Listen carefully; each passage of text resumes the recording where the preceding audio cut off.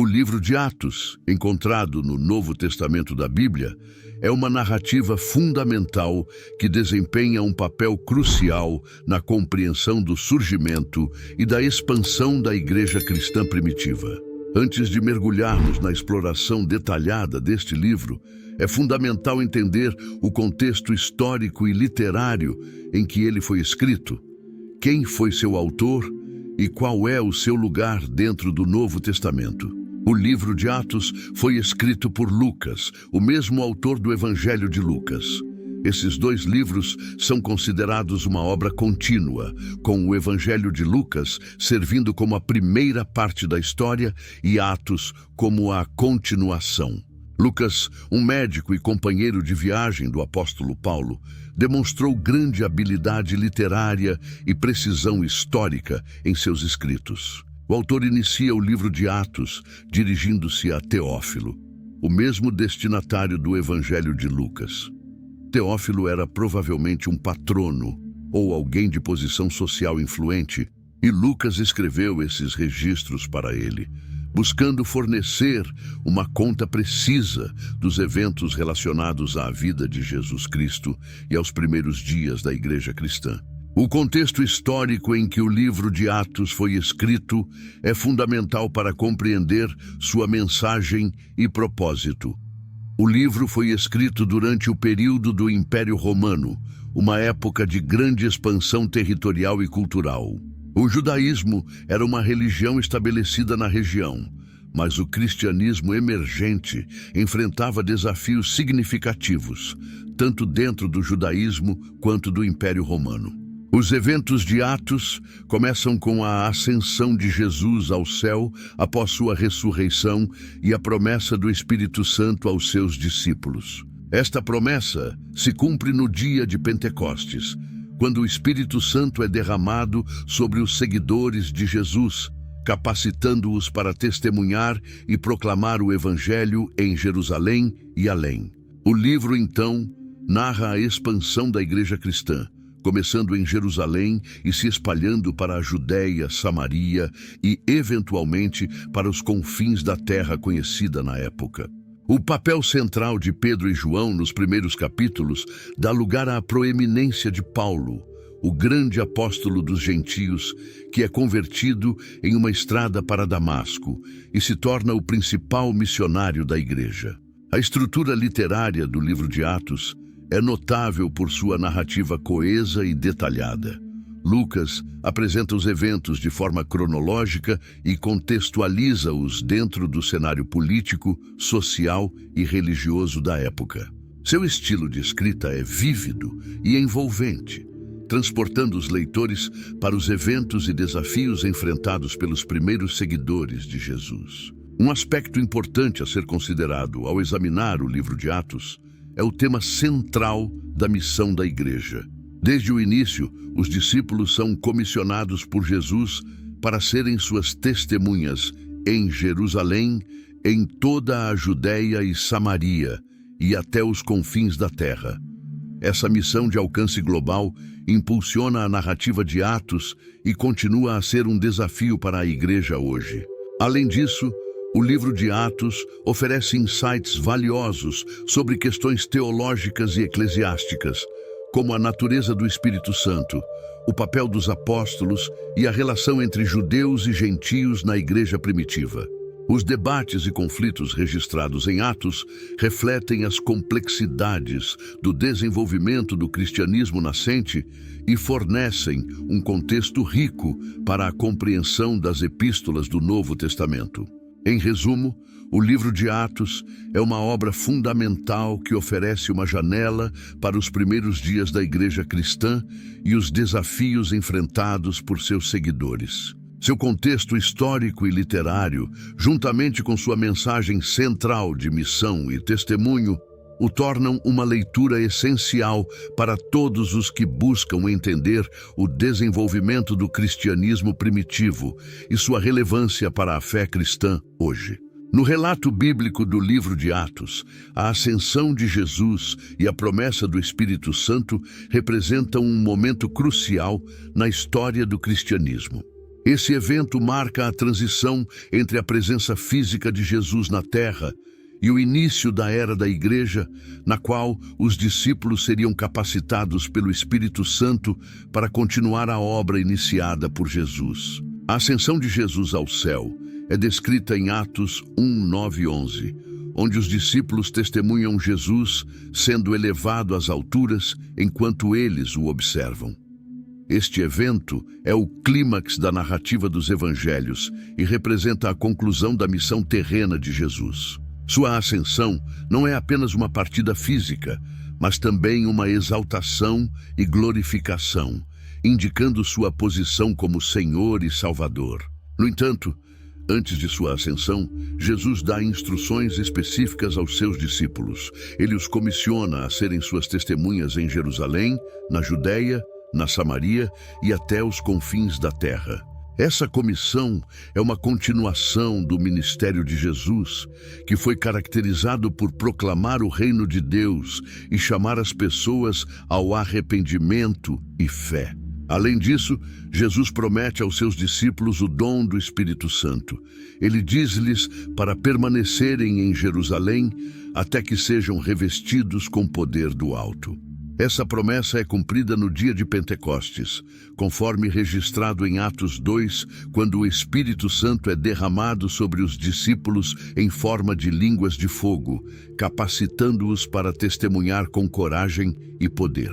A promessa do Espírito Santo é de grande importância para os discípulos e para a Igreja como um todo. O Espírito Santo é visto como o Consolador prometido por Jesus, que estaria com os discípulos para sempre. Ele é o selo da promessa, garantindo a herança dos crentes e capacitando-os para viverem vidas santas e para testemunharem eficazmente sobre Jesus. Além disso, o Espírito Santo é descrito como aquele que guiará os discípulos em toda a verdade, lembrando-lhes das palavras de Jesus e capacitando-os para compreenderem as Escrituras. Ele é o poder sobrenatural que capacita os crentes a realizarem milagres, a falarem com ousadia e a viverem vidas transformadas pelo amor de Deus. A ascensão de Jesus e a promessa do Espírito Santo também têm implicações teológicas significativas. Elas apontam para a exaltação de Jesus à destra de Deus Pai, onde ele intercede por nós como nosso sumo sacerdote. Elas também indicam a natureza trinitária de Deus, pois o Pai envia o Filho ao mundo e o Filho envia o Espírito Santo para habitar nos corações dos crentes. Além disso, a promessa do Espírito Santo inaugura uma nova era na história da redenção, na qual o Espírito é derramado sobre todos os que creem, independentemente de sua origem étnica ou status social. Isso significa que o Evangelho não está mais restrito a um grupo específico de pessoas, mas é para todos os povos, línguas e nações. Em suma, a ascensão de Jesus e a promessa do Espírito Santo representam um momento crucial na história da redenção. Elas marcam o início da era da Igreja e capacitam os discípulos a continuarem a obra de Jesus na terra. Esses eventos têm implicações teológicas profundas e têm moldado a identidade e a missão da Igreja ao longo dos séculos. O dia de Pentecostes, conforme registrado no livro de Atos, é um evento de grande significado e importância para a história da Igreja cristã. O capítulo 2 de Atos descreve o derramamento do Espírito Santo sobre os discípulos de Jesus, enquanto estavam reunidos em Jerusalém, 50 dias após a Páscoa judaica. Este evento não apenas cumpre a promessa de Jesus aos seus seguidores, mas também marca o início de uma nova era na história da redenção. Para entender plenamente o significado do dia de Pentecostes, é importante considerar o contexto histórico e religioso em que ocorreu. Pentecostes era originalmente uma festa judaica conhecida como Shavuot, que celebrava a colheita e a entrega da lei no Monte Sinai. Durante esta festa, judeus de todas as partes do mundo se reuniam em Jerusalém para adorar a Deus. No entanto, No ano em que Jesus foi crucificado e ressuscitou, o dia de Pentecostes ganhou um significado adicional para os seguidores de Jesus. Conforme registrado em Atos 1, os discípulos estavam reunidos em Jerusalém, aguardando a promessa do Espírito Santo. Este período de espera foi uma preparação espiritual para o que estava por vir. No dia de Pentecostes, enquanto os discípulos estavam reunidos em oração, veio do céu um som como de um vento impetuoso e encheu toda a casa onde estavam assentados. E foram vistas por eles línguas repartidas como que de fogo, as quais pousaram sobre cada um deles. E todos foram cheios do Espírito Santo e começaram a falar noutras línguas, conforme o Espírito Santo lhes concedia que falassem. Atos 2:4.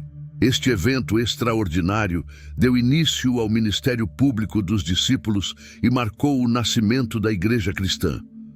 O derramamento do Espírito Santo capacitou os discípulos a testemunhar com ousadia sobre Jesus Cristo, tanto em palavras quanto em obras de poder. As línguas de fogo simbolizavam a purificação e a capacitação divina para o serviço no reino de Deus. Além disso, o fenômeno das línguas estranhas faladas pelos discípulos no dia de Pentecostes é significativo. Isso demonstrou a universalidade do Evangelho e a intenção de Deus de alcançar todas as nações com sua mensagem de salvação. Os visitantes judeus que estavam em Jerusalém naquele dia ficaram perplexos ao ouvir os discípulos falando em suas próprias línguas nativas, testemunhando assim o poder sobrenatural de Deus. O discurso de Pedro no dia de Pentecostes também é digno de nota. Ele explicou o significado do derramamento do Espírito Santo à luz das Escrituras, proclamando Jesus como o Messias prometido e chamando as pessoas ao arrependimento e fé. Milhares de pessoas responderam ao seu apelo e foram batizadas, tornando-se os primeiros membros da Igreja Cristã. O dia de Pentecostes é considerado o aniversário da Igreja Cristã e é celebrado por cristãos em todo o mundo. Ele é uma lembrança do poder transformador do Espírito Santo e do chamado de Deus para proclamar o Evangelho a todas as nações. O derramamento do Espírito Santo sobre os discípulos não foi um evento isolado, mas uma promessa para todos os que creem em Jesus como Senhor e Salvador. Além disso, o dia de Pentecostes tem implicações teológicas profundas. Ele confirma a exaltação de Jesus à direita de Deus Pai, onde ele envia o Espírito Santo para habitar nos corações dos crentes. Isso também inaugura uma nova era na história da redenção, na qual o Espírito é derramado sobre todos os que creem, capacitando-os para viverem vidas santas e para testemunharem eficazmente sobre Jesus. Em resumo, o dia de Pentecostes e o derramamento do Espírito Santo sobre os discípulos são eventos de grande significado e importância para a história da Igreja Cristã. Eles marcam o início de uma nova era na história da redenção e capacitam os crentes a continuarem a obra de Jesus na terra. Esses eventos têm implicações teológicas profundas e continuam a moldar a identidade e a missão da Igreja hoje. Os primeiros milagres e pregões dos apóstolos, conforme registrados no livro de Atos, são marcados por um poder extraordinário e uma mensagem transformadora. Após o derramamento do Espírito Santo no dia de Pentecostes, os discípulos de Jesus começaram a proclamar corajosamente o Evangelho e a demonstrar o poder de Deus por meio de sinais e maravilhas. Um dos episódios mais notáveis desses primeiros dias da igreja é a cura de um coxo na entrada do templo pelo apóstolo Pedro. Você está pronto para uma jornada espiritual transformadora? Antes de prosseguirmos, quero fazer uma pergunta importante. Você já recebeu o Espírito Santo? Se você está aqui, acredita em Deus e busca uma conexão mais profunda com Ele, você está no lugar certo, meu amigo, minha amiga. Imagine agora ter acesso a 3 guias poderosos que podem fortalecer sua fé e levá-lo a um nível mais elevado de espiritualidade. Chegou a hora de receber não apenas conhecimento, mas uma inspiração divina que vai mudar sua vida. Com esses 3 e-books especiais, você dará passos significativos em direção à plenitude espiritual. Primeiro, Caminhando com Deus irá guiá-lo em um devocional diário, aproximando-o do Criador em cada passo do seu dia. Em seguida, mergulhe no Apocalipse Descomplicado, onde desvendaremos os mistérios do mundo atual e o que está por vir quando Cristo retornar. E para alimentar sua alma diariamente, você terá em mãos Palavra Viva, uma fonte inestimável de ensinamentos da Bíblia, repleta de lições práticas para aplicar em sua vida diária. Tudo isso está ao seu alcance por um valor incrivelmente acessível. Pense por um momento, quantas vezes você investe em coisas passageiras deste mundo, enquanto negligencia o fortalecimento de sua alma? Não seja enganado por esses pensamentos do diabo. Aproveite esta oportunidade única de nutrir sua espiritualidade e garantir sua eternidade. Então não perca mais tempo. Escaneie o QR Code na tela ou acesse o link na descrição e receba imediatamente seus 3 e-books digitais. Sua jornada para uma vida espiritual mais plena começa agora. Este milagre ocorreu no contexto de uma tarde de oração no templo, quando Pedro e João encontraram um homem que era coxo de nascença, sendo carregado diariamente para pedir esmolas aos que entravam no templo. Pedro, cheio do Espírito Santo, olhou firmemente para o homem e disse: "Não tenho prata nem ouro, mas o que tenho, isso te dou. Em nome de Jesus Cristo, o Nazareno, levanta-te e anda." Atos 3:6. Neste momento, algo extraordinário aconteceu. Pedro estendeu a mão e ajudou o homem a se levantar, e imediatamente seus pés e tornozelos se fortaleceram.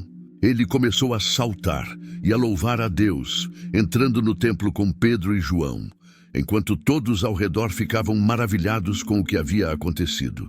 Este milagre não apenas demonstrou o poder de cura de Deus por meio de Jesus Cristo, mas também serviu como um testemunho poderoso da ressurreição de Jesus e da autoridade dos apóstolos em seu nome. Pedro aproveitou esta oportunidade para pregar um sermão ao povo, explicando que o poder de cura não tinha vindo deles, mas sim do nome de Jesus, a quem eles haviam crucificado, mas que Deus havia ressuscitado dentre os mortos. O sermão de Pedro não apenas apontou para a culpa do povo na crucificação de Jesus, mas também para a oportunidade de arrependimento e perdão que estava disponível através da fé em Jesus. Ele chamou o povo ao arrependimento e à conversão, prometendo que seus pecados seriam perdoados e que tempos de restauração viriam da presença do Senhor.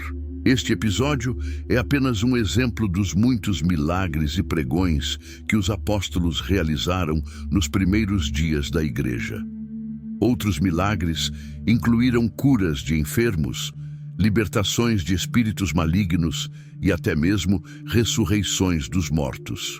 Esses sinais e maravilhas não apenas confirmaram a mensagem do Evangelho, mas também demonstraram o amor e o poder de Deus para transformar vidas. Além disso, os apóstolos enfrentaram oposição e perseguição por causa de sua pregação e dos milagres que realizavam.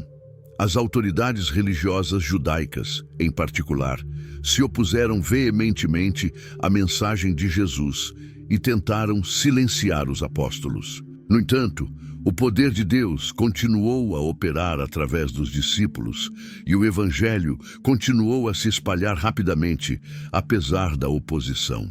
Em resumo, os primeiros milagres e pregões dos apóstolos, especialmente o episódio da cura do coxo na entrada do templo por Pedro, são exemplos poderosos do poder transformador do Evangelho e da autoridade concedida aos discípulos em nome de Jesus. Esses sinais e maravilhas confirmaram a mensagem do Evangelho e demonstraram o amor e o poder de Deus para salvar e transformar vidas. Eles também desafiaram a oposição e a incredulidade dos que se opunham ao Evangelho, testemunhando a vitória final de Jesus sobre o pecado e a morte. A perseguição inicial da igreja e a conversão de Saulo de Tarso, mais tarde conhecido como Paulo, são eventos marcantes na história do cristianismo primitivo, conforme registrados no livro de Atos. Esses acontecimentos ilustram a transformação radical que pode ocorrer na vida de alguém quando encontram o Cristo ressuscitado e se entregam ao seu chamado. Para entender completamente a perseguição inicial da igreja, é necessário voltar ao período após a ressurreição de Jesus. Após a ascensão de Cristo, os discípulos começaram a proclamar corajosamente o Evangelho em Jerusalém e em outras partes da Judéia. No entanto, sua pregação logo atraiu a oposição das autoridades religiosas judaicas, que consideravam o movimento cristão como uma ameaça ao judaísmo estabelecido.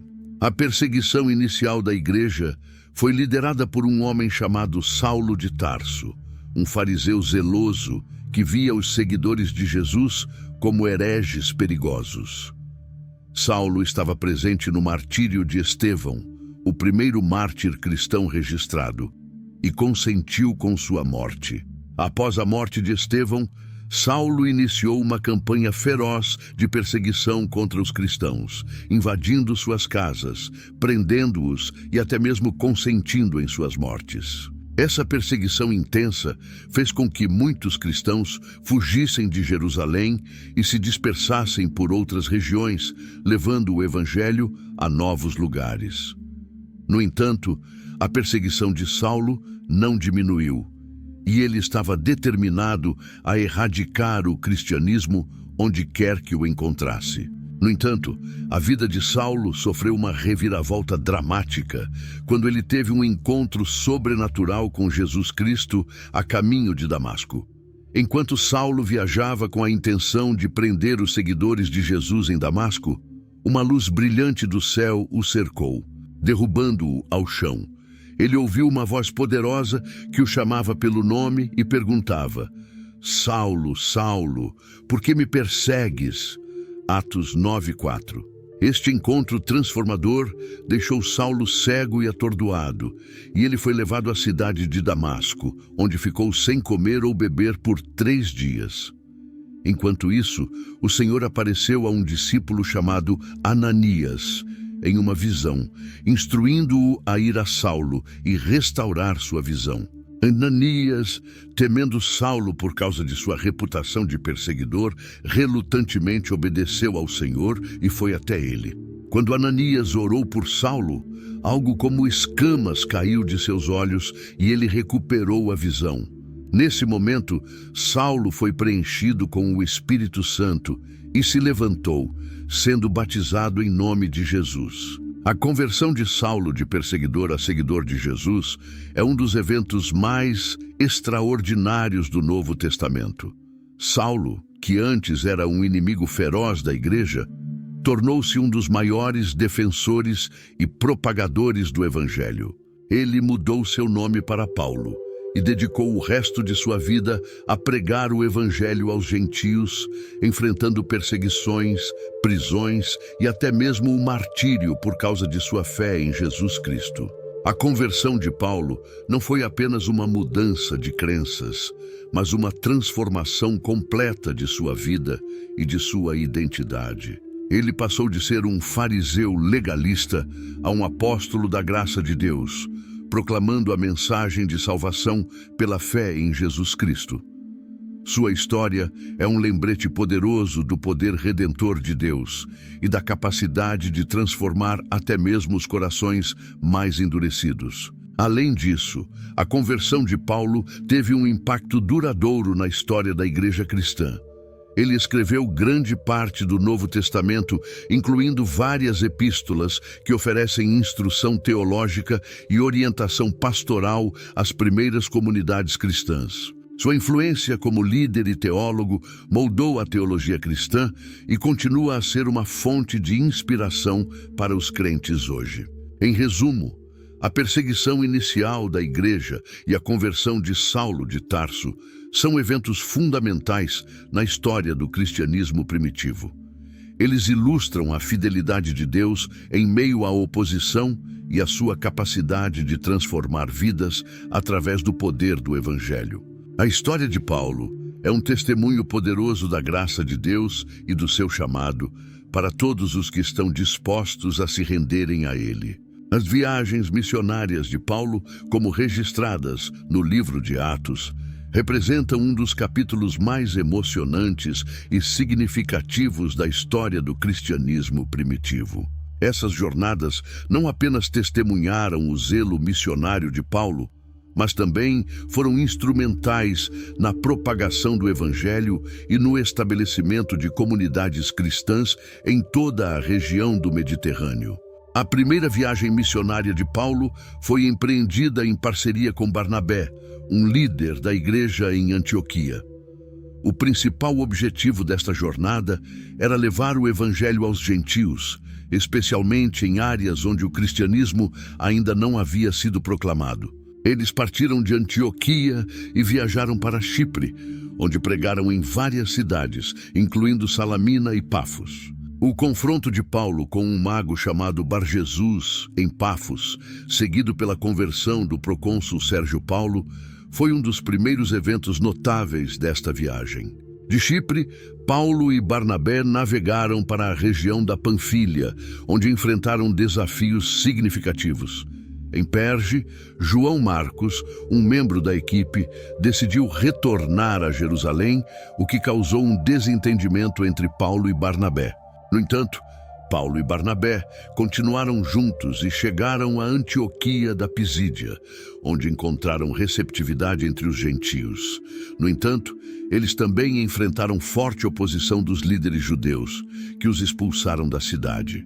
A jornada de Paulo e Barnabé continuou em Icônio, onde pregaram na sinagoga e muitos judeus e gentios creram. No entanto, mais uma vez, houve oposição daqueles que se recusaram a aceitar a mensagem do Evangelho, e Paulo e Barnabé tiveram que fugir para Listra e Derbe, cidades da Licaônia. Em Listra, Paulo realizou um milagre impressionante, curando um homem coxo desde o nascimento. No entanto, em um momento de adoração popular, as multidões começaram a adorar Paulo e Barnabé como deuses, algo que eles rapidamente rejeitaram. A primeira viagem missionária de Paulo foi marcada por desafios e sucessos, culminando na volta deles para Antioquia, onde relataram todas as coisas que Deus tinha feito por meio deles.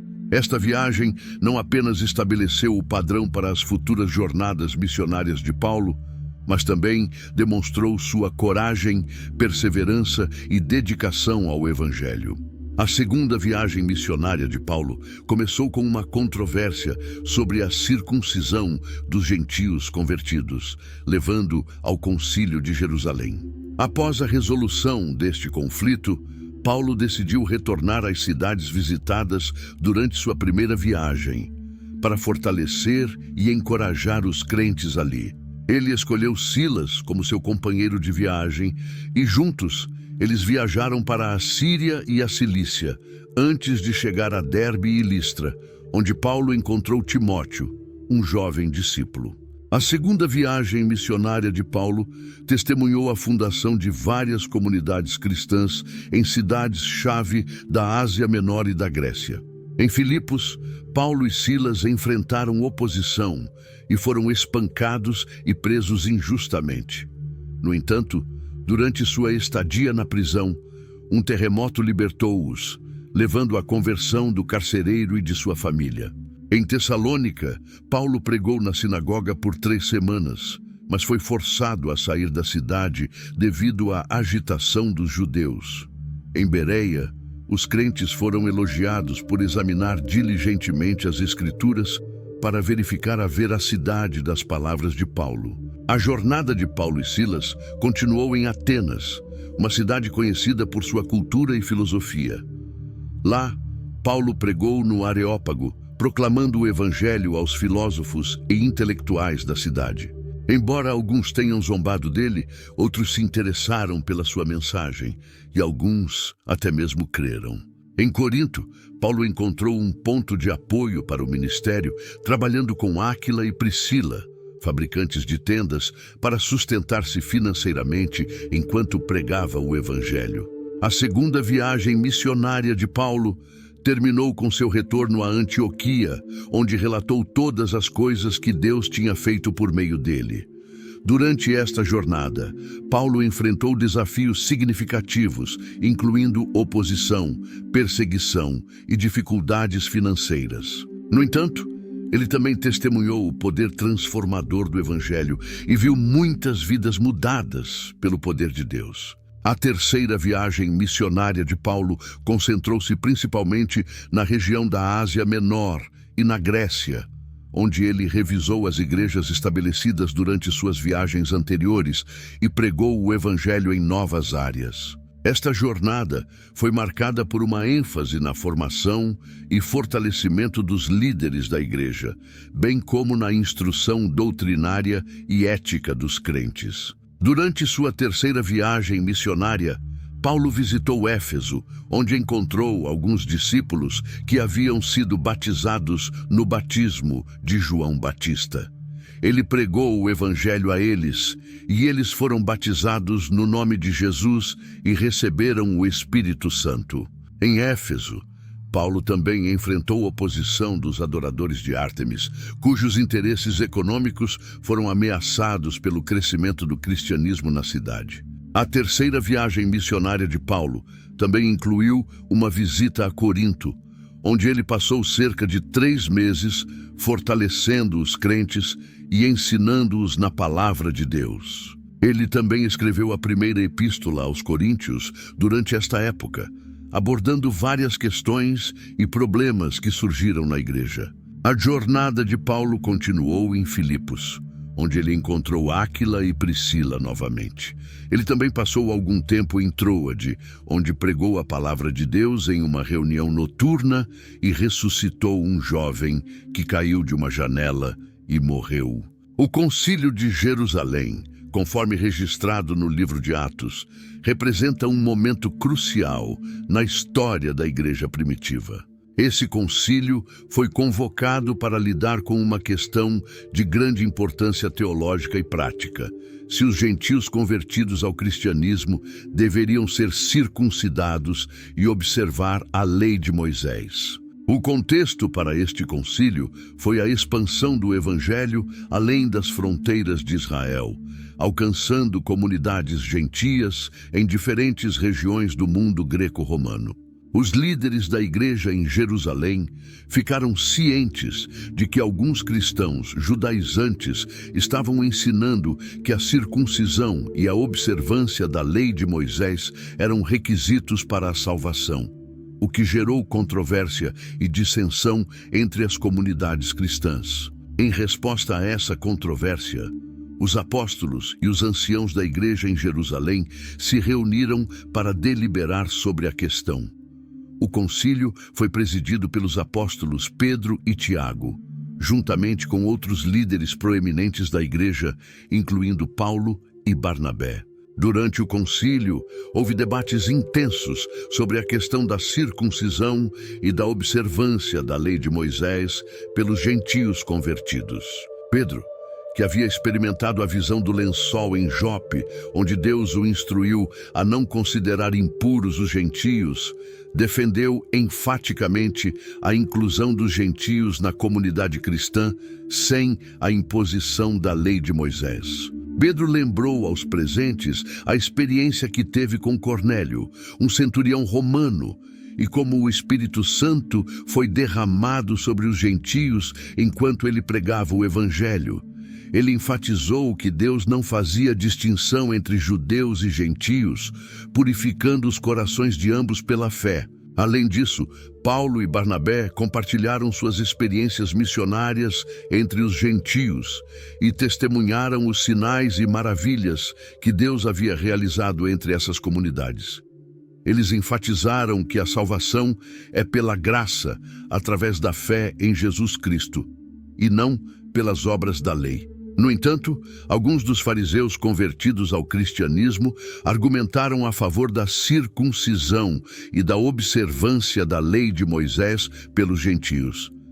Eles afirmaram que os gentios deveriam ser circuncidados e observar a lei de Moisés para serem salvos. Após ouvir os argumentos de ambos os lados, Tiago, o líder da igreja em Jerusalém, tomou a palavra e ofereceu uma solução para a controvérsia. Ele propôs que os gentios convertidos fossem instruídos a se abster de alimentos sacrificados a ídolos, da carne de animais estrangulados, do sangue e da imoralidade sexual. Essas restrições eram destinadas a promover a comunhão entre judeus e gentios na igreja primitiva. Além disso, Tiago enfatizou que a salvação é pela graça de Deus, através da fé em Jesus Cristo, e não pelas obras da lei. Ele citou as Escrituras para apoiar sua posição, referindo-se aos profetas do Antigo Testamento que haviam profetizado sobre a inclusão dos gentios no povo de Deus. O concílio concordou com a proposta de Tiago e enviou uma carta aos gentios convertidos, informando-os das decisões do concílio. A carta afirmava que o Espírito Santo não havia imposto o jugo da lei de Moisés aos gentios, mas os exortava a se absterem das práticas mencionadas por Tiago. Essa decisão teve um impacto significativo na vida da igreja primitiva e na propagação do evangelho entre os gentios. Ao remover a barreira da circuncisão e da observância da lei de Moisés, o concílio permitiu que o evangelho fosse pregado a todas as nações, independentemente de sua origem étnica ou cultural. Além disso, o Concílio de Jerusalém estabeleceu um precedente importante para a resolução de disputas teológicas e práticas dentro da igreja. Ele demonstrou a importância da busca pela unidade na diversidade e da liderança sábia e orientada pelo Espírito Santo para resolver controvérsias e promover a comunhão entre os crentes. Em resumo, o Concílio de Jerusalém foi um marco na história da igreja primitiva, marcando uma transição crucial na relação entre judeus e gentios na comunidade cristã. Ele estabeleceu o princípio da salvação pela graça através da fé em Jesus Cristo e abriu o caminho para a propagação do evangelho entre todas as nações. Sua decisão teve um impacto duradouro na vida da igreja e continua a ser uma fonte de orientação e inspiração para os crentes hoje. A trajetória de Paulo, um dos apóstolos mais proeminentes do cristianismo primitivo, é marcada por uma série de prisões e julgamentos decorrentes de sua incansável dedicação à pregação do Evangelho. Seu comprometimento em disseminar a mensagem de Jesus Cristo atravessou fronteiras geográficas e culturais, mas também o colocou em conflito com as autoridades religiosas e políticas de sua época. A narrativa do livro de Atos nos oferece um panorama detalhado desses eventos, revelando não apenas os desafios enfrentados por Paulo, mas também sua resiliência e fé inabalável diante da adversidade. O primeiro episódio significativo de prisão de Paulo é registrado em Atos 16:40, quando ele e Silas são detidos em Filipos. O motivo dessa prisão foi uma ação de libertação de uma mulher possuída por um espírito de adivinhação. Essa intervenção provocou a ira dos donos da mulher, que lucravam com seus dons sobrenaturais. Paulo e Silas foram acusados de perturbar a ordem pública e foram açoitados e lançados na prisão. No entanto, mesmo diante das adversidades, Paulo e Silas mantiveram sua fé, orando e louvando a Deus, mesmo em meio às algemas. O relato bíblico descreve um terremoto que abriu as portas da prisão, permitindo que os prisioneiros fossem libertados. Mas Paulo e Silas optaram por permanecer no local, o que levou à conversão do carcereiro e de sua família. Outro incidente notável ocorre em Atos 21:27-36, quando Paulo é preso no Templo de Jerusalém. Ele foi erroneamente acusado de trazer gentios para o recinto sagrado, o que desencadeou uma revolta por parte dos judeus. As autoridades romanas intervêm para evitar um tumulto, prendendo Paulo para protegê-lo da multidão enfurecida. Esse evento destaca as tensões entre Paulo e os líderes religiosos judeus, que viam sua mensagem como uma ameaça à tradição e à autoridade estabelecida. Apesar das circunstâncias adversas, Paulo aproveita a oportunidade para testemunhar diante do povo, defendendo sua fé e seu chamado apostólico. Um dos julgamentos mais significativos enfrentados por Paulo é descrito em Atos 24:26, quando ele é levado perante o governador romano Félix em Cesareia. As acusações contra Paulo foram apresentadas pelos líderes judeus, que o acusaram de perturbar a paz e profanar o templo. No entanto, Paulo se defende com eloquência, declarando sua inocência e apresentando sua fé como o verdadeiro motivo de sua pregação. Seu discurso perante Félix e posteriormente perante o rei Agripa II é uma demonstração da habilidade retórica de Paulo e de sua determinação em compartilhar o Evangelho, mesmo em face da oposição e da perseguição. É importante ressaltar que as prisões e julgamentos enfrentados por Paulo não foram meros incidentes isolados, mas sim parte integrante de sua missão como apóstolo. Ele estava ciente dos riscos envolvidos em sua pregação e estava disposto a enfrentar a perseguição e o sofrimento em nome de sua fé.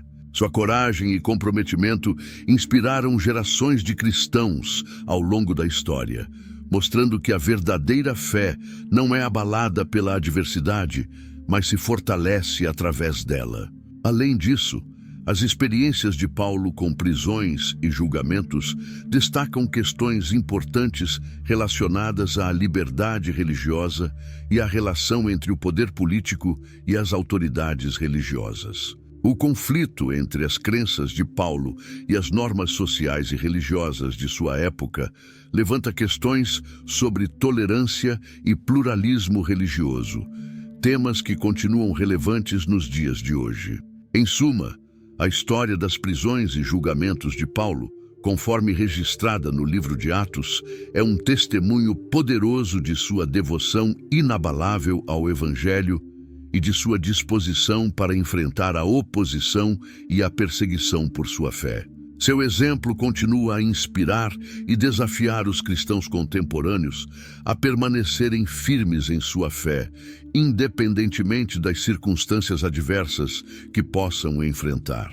O relato do naufrágio e jornada de Paulo para Roma é um dos episódios mais marcantes e significativos registrados no livro de Atos, um texto fundamental no Novo Testamento da Bíblia cristã. Esse evento não apenas ilustra a tenacidade e a fé de Paulo, mas também oferece uma visão fascinante sobre a interação entre a providência divina e os eventos naturais. A narrativa começa com Paulo sendo enviado a Roma para ser julgado perante César, após apelar ao imperador como cidadão romano.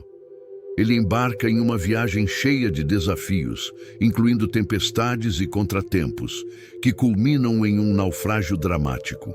Esse naufrágio não apenas serve como um ponto crucial na jornada de Paulo, mas também como um momento de provação e revelação. A viagem de Paulo para Roma foi repleta de dificuldades desde o início. Ele foi colocado sob a custódia de um centurião romano chamado Júlio e embarcou em um navio em direção à Itália. No entanto, eles enfrentaram condições climáticas adversas, o que tornou a navegação perigosa. Paulo, que já havia enfrentado muitos perigos em suas viagens missionárias anteriores, estava agora diante de mais um desafio. A descrição do naufrágio é detalhada e envolvente. O texto descreve as tentativas dos marinheiros de salvar o navio, lançando âncoras e descartando carga para aliviar o peso. No entanto, a tempestade continuava violenta e a situação parecia cada vez mais desesperadora. Em meio ao caos e ao perigo iminente, Paulo emerge como uma figura de calma e confiança. É importante notar que, mesmo diante da adversidade, Paulo mantém sua fé inabalável. Ele recebe uma revelação divina, na qual um anjo aparece e lhe assegura que nenhuma vida será perdida no naufrágio, mas apenas o navio será destruído. Essa intervenção divina não apenas reforça a fé de Paulo, mas também serve como um lembrete poderoso do cuidado e da proteção de Deus, mesmo nos momentos mais sombrios. O naufrágio culmina com a chegada dos sobreviventes a uma ilha chamada Malta. Os nativos da ilha demonstram uma hospitalidade notável, acendendo fogueiras para aquecer os náufragos e oferecendo assistência. Nesse ponto, vemos o papel crucial da comunidade e da solidariedade humana, mesmo em meio a circunstâncias adversas. Paulo então se destaca entre os náufragos, mostrando compaixão e poderes miraculosos. Ele cura o pai de Públio, o principal oficial da ilha, que estava doente com febre e disenteria. Esse milagre não apenas solidifica a posição de Paulo como um líder espiritual, mas também abre as portas para a propagação do Evangelho em Malta. Além disso, durante sua estadia em Malta, Paulo continua a demonstrar sua habilidade de se comunicar e pregar o Evangelho, mesmo em circunstâncias adversas. Ele é convidado a falar perante as autoridades locais, e sua mensagem ressoa com poder e autoridade. Essa experiência destaca a capacidade de Paulo de adaptar sua mensagem às circunstâncias específicas e de encontrar oportunidades mesmo nas situações mais desafiadoras. O relato do naufrágio e jornada de Paulo para Roma é, portanto, muito mais do que uma simples história de sobrevivência. Ele encapsula temas importantes, como fé, providência divina, solidariedade humana e o poder transformador do Evangelho. Através das experiências de Paulo, somos lembrados da importância de permanecer firmes em nossa fé, mesmo diante das tempestades da vida, e da capacidade de Deus de nos guiar e proteger em meio às adversidades. O testemunho de Paulo em Roma é um dos momentos cruciais no livro de Atos, representando não apenas o clímax da jornada missionária de Paulo, mas também demonstrando sua resiliência e dedicação ao Evangelho mesmo diante das maiores adversidades. Este episódio final não apenas encapsula o tema central de perseverança através da fé, mas também revela a natureza transformadora do Evangelho e o poder de testemunho pessoal. Paulo, um dos apóstolos mais proeminentes e prolíficos do cristianismo primitivo, enfrentou inúmeras tribulações ao longo de sua vida, desde sua conversão dramática na estrada de Damasco até sua incansável missão de levar o Evangelho aos gentios. No entanto, é em Roma, o coração do Império Romano, que ele encontra seu destino final, cumprindo a profecia de que ele testemunharia perante reis e governadores. Ao chegar a Roma, Paulo não é recebido com pompa e honra, mas sim como prisioneiro. No entanto, mesmo na prisão, ele não perde a esperança nem desiste de sua missão. Ao contrário, ele aproveita cada oportunidade para proclamar o Evangelho, seja para seus companheiros de prisão, seja para os guardas ou mesmo para os visitantes que o procuram. Sua coragem e convicção inspiram aqueles ao seu redor, e muitos são impactados pela mensagem que ele compartilha. É importante notar que o testemunho de Paulo em Roma não é apenas uma narrativa histórica, mas também uma poderosa declaração sobre a natureza do Evangelho e seu impacto transformador. Em meio à opressão e à perseguição, o Evangelho não é silenciado, mas continua a se espalhar, alimentado pela fé inabalável de pessoas como Paulo. Sua disposição em sofrer por amor a Cristo e por amor aos outros é um testemunho vívido do poder redentor do Evangelho e da graça transformadora de Deus. Além disso, o testemunho de Paulo em Roma ilustra vividamente o cumprimento da promessa de Jesus de que o Espírito Santo capacitaria seus seguidores a testemunhar mesmo nas circunstâncias mais adversas. Apesar de estar acorrentado, Paulo permanece livre em espírito, proclamando a liberdade encontrada em Cristo e convidando outros a compartilhar dessa mesma liberdade. O contexto histórico e cultural de Roma adiciona uma camada adicional de significado ao testemunho de Paulo. Roma era o epicentro do poder e da influência no mundo antigo, e o cristianismo, ainda uma religião emergente, enfrentava uma batalha monumental contra o paganismo e o imperialismo romano. No entanto, é precisamente neste cenário aparentemente desfavorável que o Evangelho brilha com mais intensidade, desafiando as estruturas de poder estabelecidas e oferecendo uma visão radicalmente diferente de autoridade e redenção. O testemunho de Paulo em Roma também destaca a importância da comunidade cristã na sustentação e encorajamento dos crentes durante tempos de adversidade. Apesar de estar fisicamente separado de muitos de seus companheiros de fé, Paulo se mantém conectado através de suas cartas e recebe apoio moral e espiritual daqueles que compartilham sua fé. Esta comunhão espiritual é uma fonte de força e encorajamento para Paulo, fortalecendo sua determinação de perseverar no Evangelho.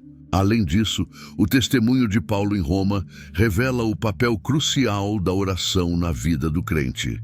Em várias ocasiões, Paulo exorta os cristãos a orarem por ele, reconhecendo a necessidade de apoio espiritual em sua missão. Esta ênfase na oração reflete a profunda dependência de Paulo de Deus e sua confiança na eficácia da intercessão dos crentes. Em última análise, o testemunho de Paulo em Roma é um lembrete poderoso da natureza sacrificial do discipulado e do chamado de todo crente para compartilhar o Evangelho onde quer que esteja.